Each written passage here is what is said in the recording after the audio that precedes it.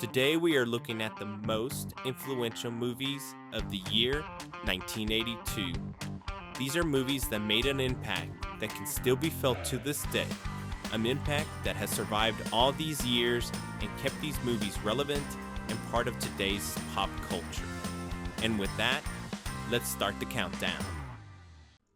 Number 1. John Rambo, a drifter. With the calculations in, First Blood finished with the most points and comes in as the number 1 most influential movie of the year 1982. There were mixed reviews when this movie first came out, and there was no way anyone could have anticipated the impact Rambo would have. First Blood was a major hit, and this one movie produced 4 sequels, making this 5-movie franchise into a powerhouse among franchises. This is pretty impressive, since there were some concerns that First Blood would not connect with the audience.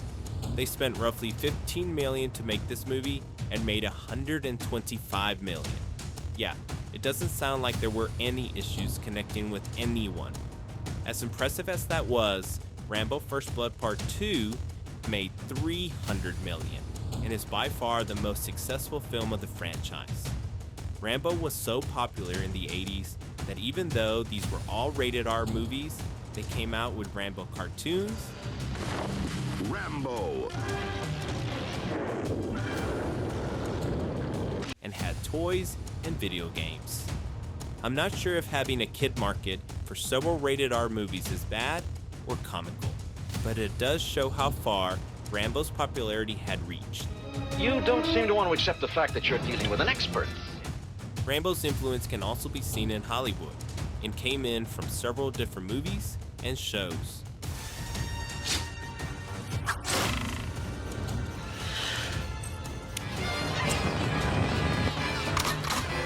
Now let's trash this dump. However, the award for Best Rambo Reference is definitely going out to Family Guy. will kill us. I've seen Rambo jump from higher.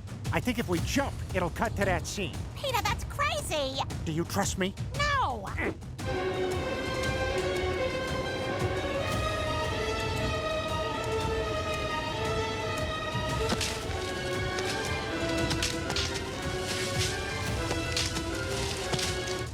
Oh, what the hell?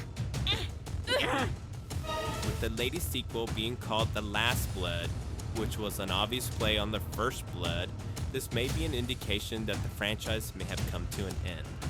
However, Rambo is here to stay and will be part of pop culture for a very long time. First Blood is definitely the most influential movie of 1982. First Blood.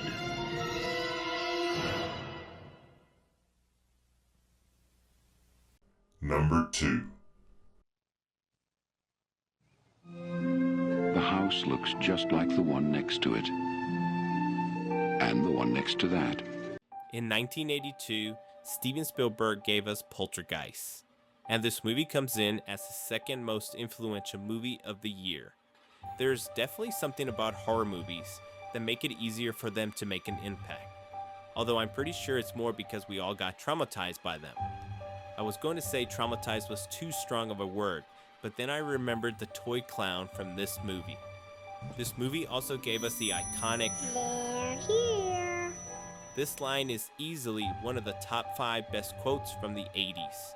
Some would argue it's the number 1 80s quote, and I would agree. We don't really have the white static screen anymore, which would come on when there was no TV broadcast. Typically this would occur late at night, which is when you least wanted to be thinking about ghosts. So this was very smart of them to have used. From that point on, whenever this static screen came on, there were plenty of us who immediately thought, even for just a second, that there were definitely ghosts staring back at us. Or you could be that one super funny guy and say, "They're here," whenever that static would come on, and everyone would laugh for hours. Ghosting your TV or not, this movie was a major hit and produced 3 sequels, with the last one being more of a reboot, which came out in 2015. Although these 3 did not have the same impact as the first one, they helped keep this 1982 movie relevant. However, it was Little Carol Ann and all the classic scare scenes from this movie that was fully embraced by today's pop culture, making Poltergeist the second most influential movie of 1982. Poltergeist. It knows what scares you.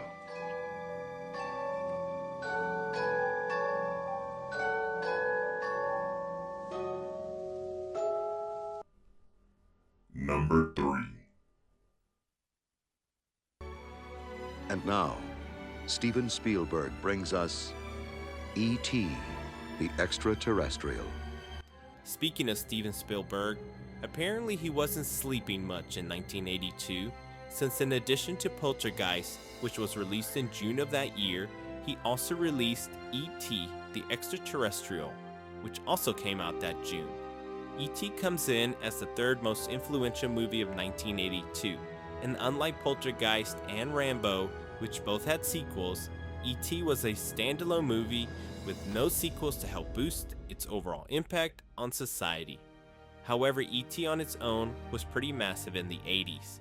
It was the highest grossing film of all time, and stayed like that until Jurassic Park passed it in 1993. It was such a big hit that even anything related to this movie made a fortune. Hershey's showed record sales of the Reese's Pieces candy thanks to their product placement in the movie, and the BMX bikes the kids used were flying off the shelves. Apparently, E.T. Phone Home wasn't just cool to say in the 80s, because the movie was re-released in 2002 and made another $68 million. There was no denying how popular this movie was. In fact, the E.T. Adventure Ride at Universal Studios in Orlando is still one of their most popular attractions. Not too bad for a movie that came out in 1982. There have been non-stop talks about a sequel since this movie was first released. However, I think everyone involved understands there's no way another movie will ever come close to matching the success of E.T., let alone matching the impact this movie made on pop culture. Universal Pictures presents Steven Spielberg's E.T., the Extraterrestrial.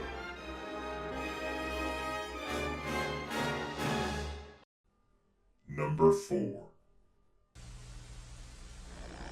Mayday. Mayday. Anyone hear me? Over. This is U.S. Station 31. You read me? The Thing gets voted in as the fourth most influential movie of 1982. The critics were not too kind to this movie when it first came out, and it showed in the box office.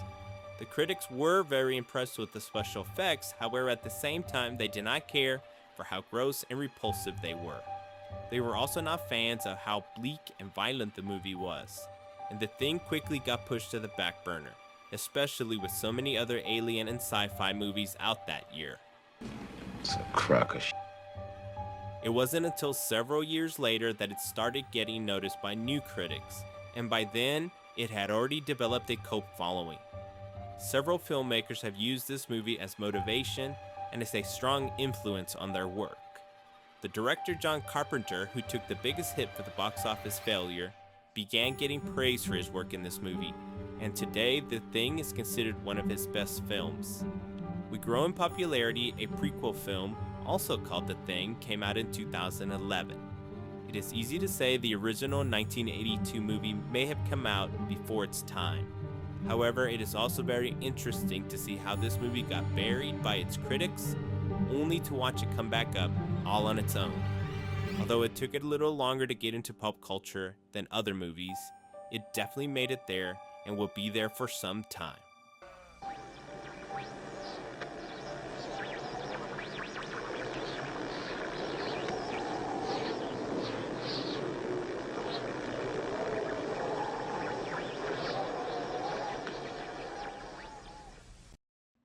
And just like that, those are your most influential movies of the year 1982.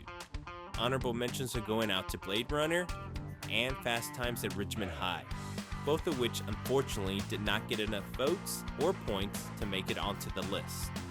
Take a quick second to like and subscribe as we continue to calculate all the movies from the 80s.